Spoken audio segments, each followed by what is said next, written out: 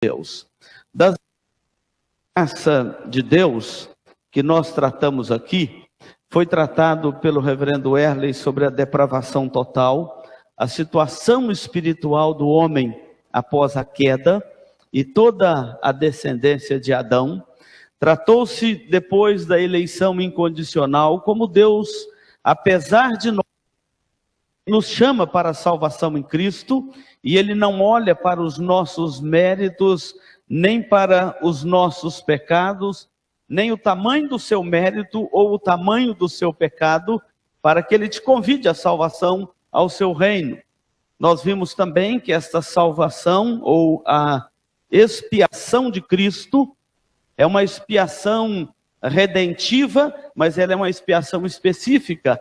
Ele morreu para salvar todos aqueles que o Pai lhe deu. E a Bíblia os trata dos eleitos de Deus e depois dos santos, segundo a linguagem bíblica. E hoje nós vamos tratar sobre a graça de Deus irresistível.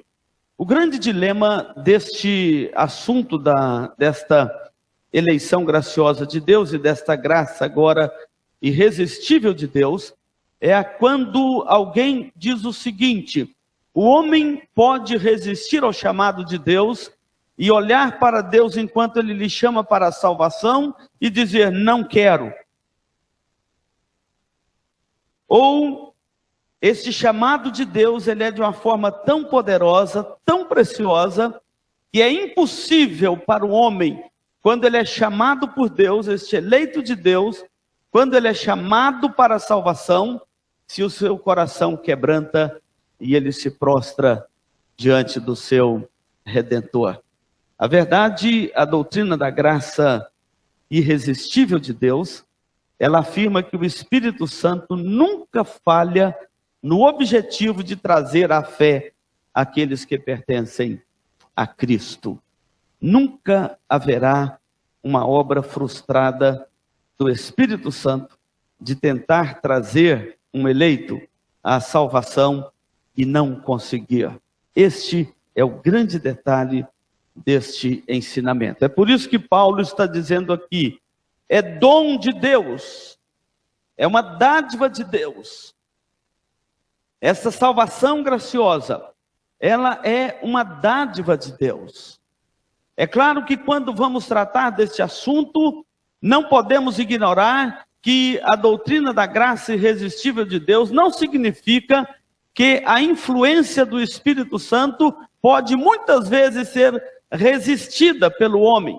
A Bíblia registra isso inúmeras vezes. O que a doutrina quer nos ensinar é que o Espírito Santo ele é poderoso para sobrepor a qualquer resistência humana para alcançar os seus objetivos. O próprio Estevão, quando pregou o seu sermão lá em Atos, capítulo 7, o próprio Estevão fala aos maiores ou aos maiorais dos judeus, ali no Sinédrio, dizendo, homens de dura cerviz, incircuncisos de coração e de ouvidos, vós sempre resistis ao Espírito Santo, assim como fizeram vossos pais, também vós o fazeis. Paulo fala sobre as pessoas apagando ou entristecendo o Espírito Santo. E a Bíblia fala inúmeras vezes no Antigo Testamento desta atitude dos homens em não obedecer aos mandamentos do Senhor, como sendo uma forma de resistir àquele decreto divino, e por causa do pecado o homem se tornou alguém extremamente resistente. É por isso que a Bíblia nos apresenta uma graça teimosa. A graça de Deus é teimosa. E a graça de Deus precisa de ser teimosa, porque nós somos teimosos. A graça de Deus é teimosa conosco. Quantas vezes nós tentamos olhar para nós mesmos e até desistir de nós mesmos, e a graça de Deus é teimosa, ela não desiste de nós. Ainda que você olhe para você mesmo e diga assim, ah, Senhor, eu vou desistir, porque eu já falei que não faria mais aquilo e fiz, eu vou desistir. Mas a graça de Deus é tão teimosa conosco, que ela continua nos sustentando, ela continua nos persuadindo, ela continua insistindo conosco. É por isso que é maravilhoso pregar sobre este assunto das Escrituras. Esse ensinamento significa que Deus é soberano. Ele é soberano para sobrepor a toda a resistência do coração do homem. É isso que diz, por exemplo, Daniel, no capítulo 4, 35, quando ele diz o seguinte: segundo a sua vontade, ele opera com o exército dos céus e os moradores da terra. Não há quem possa deter a sua mão. Não há quem possa resistir a este chamado. Não há quem possa deter a mão do Senhor. E o Salmo 115 diz: no céu está o Senhor e tudo faz como lhe agrada. Porque Deus, o soberano Senhor, Ele pode resistir o coração do homem e sobrepor à vontade do homem. E é por isso que nós podemos falar desta graça teimosa de Deus, desta graça perseverante de Deus para conosco. E Paulo está dizendo aqui, é pela graça que um pecador é salvo. É pela graça de Deus que sois salvos. E isso não vem de vós, é um dom de Deus. E não vem de obra para que ninguém se glorie. Nós não cooperamos com esta obra da salvação de Deus.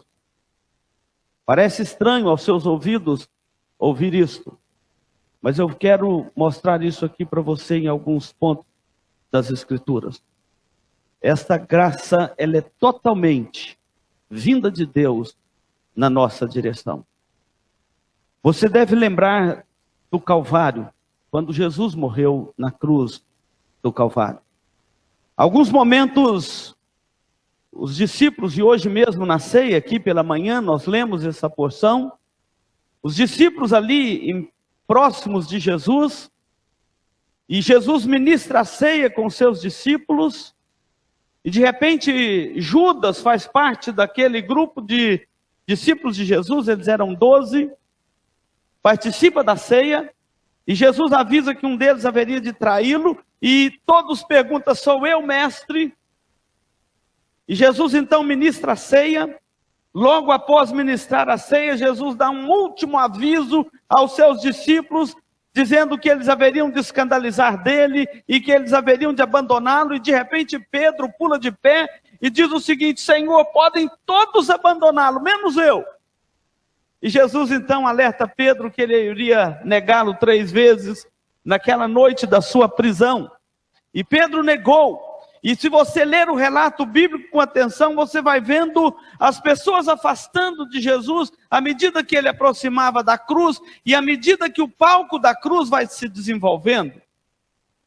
Os discípulos já não estavam mais tão próximos e Pedro, que dizia que jamais negaria, naquela noite ele o negou 3 vezes. E quando Jesus olha para Pedro, Pedro chora amargamente. Ele sabia da dimensão do que ele havia feito. De repente, Jesus aparece perante o tribunal para ser julgado. E é colocado por Pilatos entre ele e Barrabás. E aquela multidão eufórica grita, solte Barrabás. E quanto a Cristo, crucificam. Olha que aqueles que estavam mais próximos afastam, depois a multidão também o rejeita, crucificam, solta Barrabás.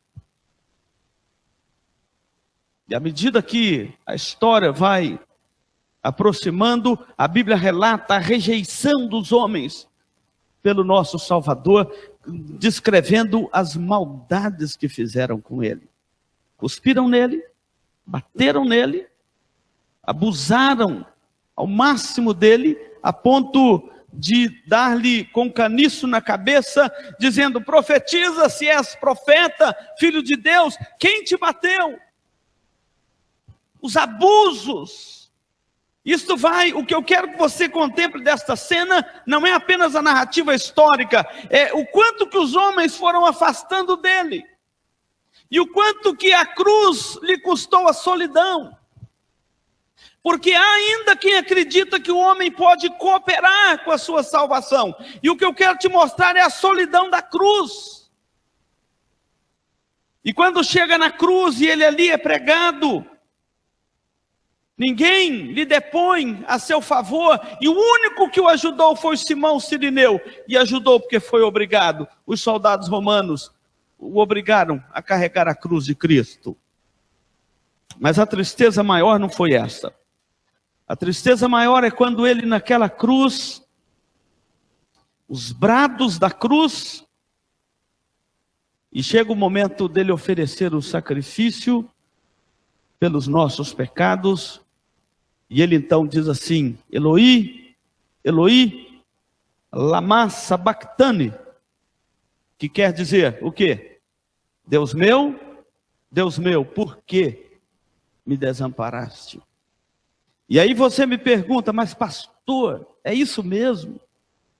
Você está querendo dizer que Deus o desamparou na cruz? Não, eu não estou querendo te dizer, a Bíblia está te dizendo isto.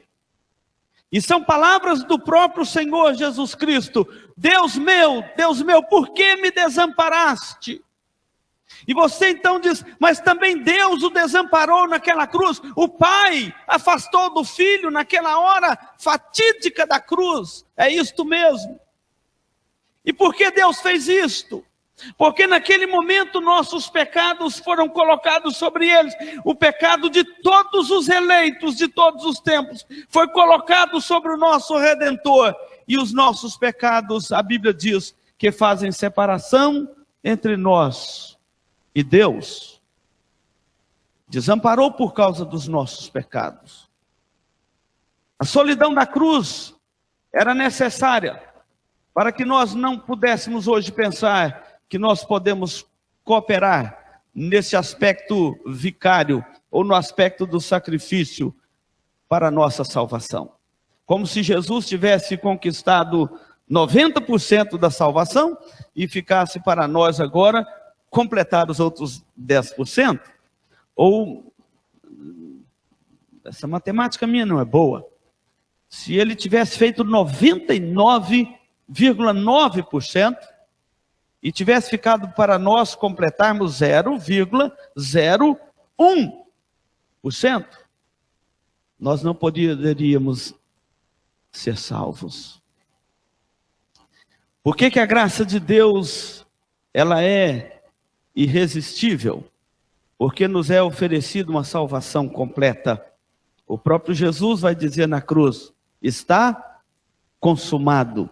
Agora ele pode nos oferecer uma salvação completa. É por isso que Paulo diz aqui, não de obras, para que ninguém se glorie. Não de obras, para que ninguém se glorie. Os evangelhos registram diversas vezes este assunto. No capítulo 6 de João, versículo 44, Jesus diz assim, ninguém pode vir a mim, se o Pai que me enviou não o trouxer. Observa a palavra trazer. Esse trazer é um trabalho soberano da graça de Deus. Na verdade, os pecadores não querem vir a Cristo de forma alguma. Gritar para um pecador, creia, diz Spurgeon, é como gritar para um defunto, levante. Gritar para um pecador, creia, ele vai te perguntar, crer em quê? E você terá que dizer, creia em Jesus Cristo como seu Salvador, para que você seja salvo. Agora, o que Jesus está dizendo é o seguinte, que a igreja vai pregar o Evangelho, mas se o Pai não trouxer até Jesus Cristo, esse pecador, para que ele receba essa salvação completa, que ele conquistou na cruz, ele pelas suas pernas e pelas suas próprias pernas, ele não pode vir. É por isso que Jesus está dizendo aqui, se o Pai não o trouxer. Se o Espírito Santo não fizer no coração do pecador esse chamado da graça de Deus, por si só, ele não pode de forma alguma vir. E aqui nós precisamos de esclarecer 2 tópicos. Você pode dizer, então, para que nós pregamos o Evangelho? Então você precisa de entender alguma coisa. Ninguém pode vir a mim se pelo Pai não lhe for concedido. 2 coisas você precisa de entender desse assunto. Primeiro, que esse ir a Cristo é um dom de Deus, é um chamado de Deus ao coração do homem. Não é somente uma oportunidade, é um chamado de Deus. Ir a Cristo é dado pelo Pai, é um chamado de Deus. Porque muitos falam assim, eu não podia ter perdido aquela oportunidade. Talvez não deveria mesmo, mas é muito mais do que apenas uma oportunidade perdida. Se o Pai não o trouxer, pode ter certeza que você vai perder todas as oportunidades. É uma graça de Deus. É dom de Deus. Por isso que a palavra graça quer dizer favor não merecido.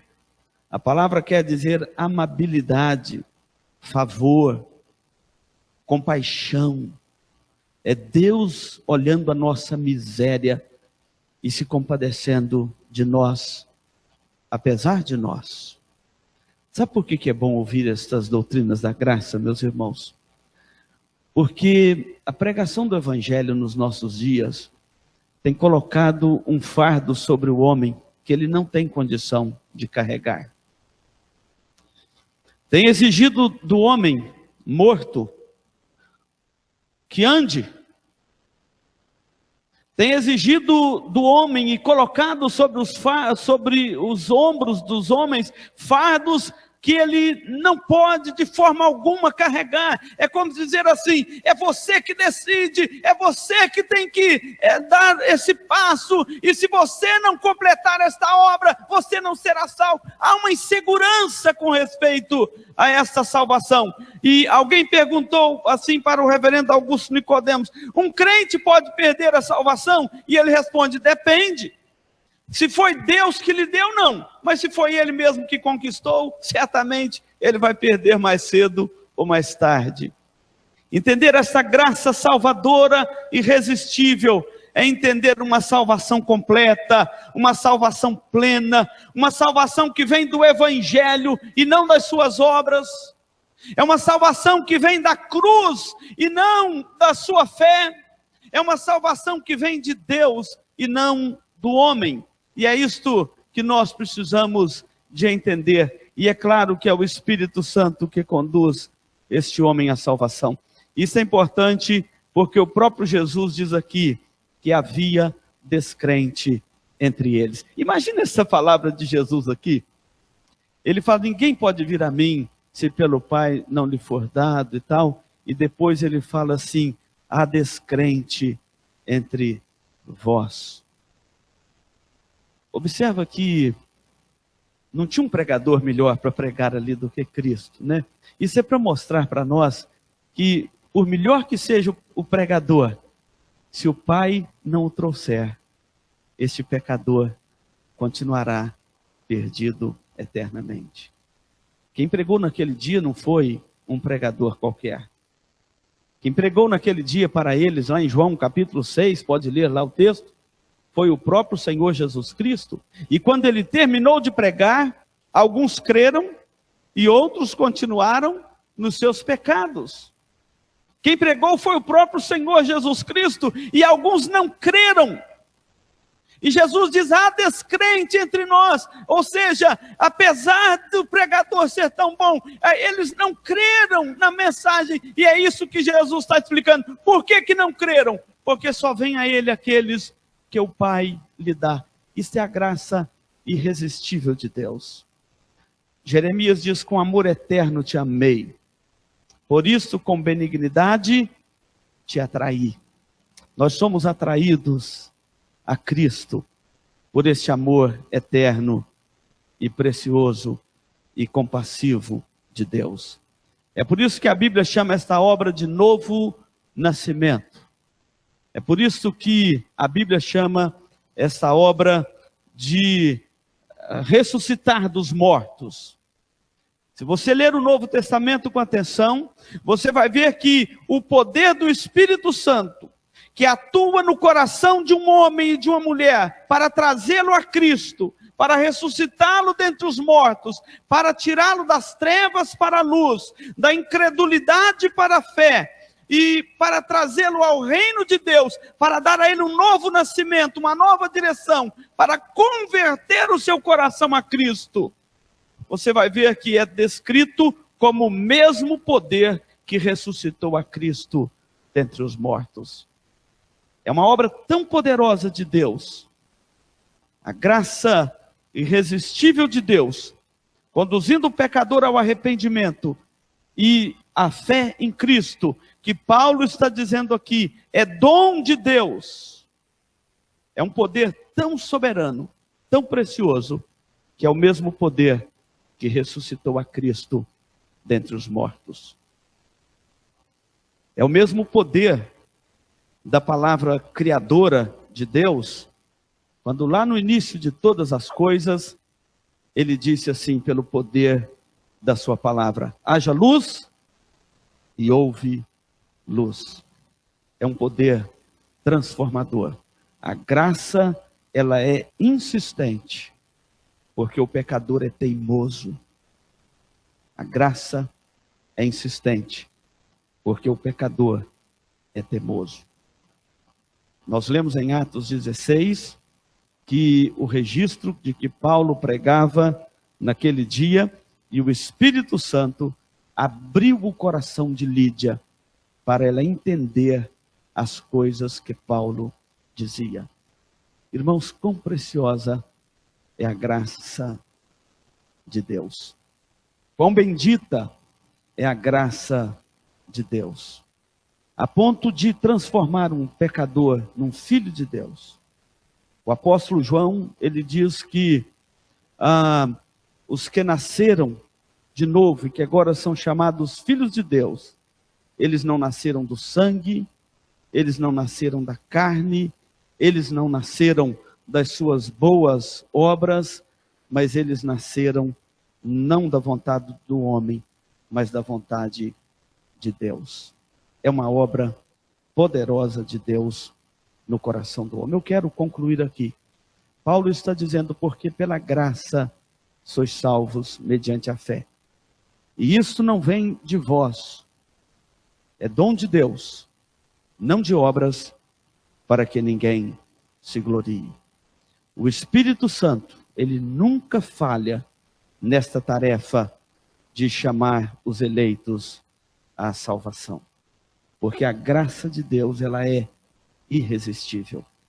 Porque o amor de Deus nos atrai de uma forma tão preciosa, e o Espírito Santo conduz o homem ao arrependimento, ao novo nascimento e à fé em Cristo. Por isso que a Bíblia trata como uma obra misteriosa no coração do homem. É como aquele sopro de vida na alma. Aquele homem morto nos seus delitos e pecados, agora recebe esse sopro de vida na sua alma, por meio do Espírito Santo. Essa graça, ela é impossível de ser resistida pelo homem. Ele se rende a Cristo em arrependimento e fé. E a Bíblia diz, agindo Deus, quem impedirá? Agindo o Espírito de Deus, quem pode resistir a tão grande chamado, a tão confortante amor de Deus nos nossos corações? É por isso que Paulo está dizendo, pela graça sois salvos mediante a fé. E isso não é uma obra sua, foi uma obra de Cristo lá na cruz. Não de obras, para que ninguém se glorie. E Tito, Paulo escrevendo a Tito, ele fala para Tito assim, quando ele vai falar sobre esta graça de Deus. Paulo fala assim, dize estas coisas, fala estas coisas. Ou seja, fala para os seus ouvintes que Cristo salva pecadores pela sua graça.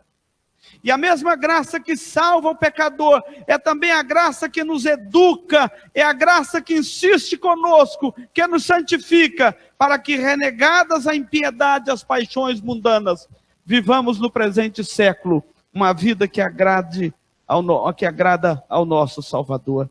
E nós devemos, então, nos encorajar nesta graça, porque a nossa salvação não veio de nós mesmos, ela veio do Senhor. Que Deus nos ajude a compreender esta irresistível graça de Deus nesta noite. Amém?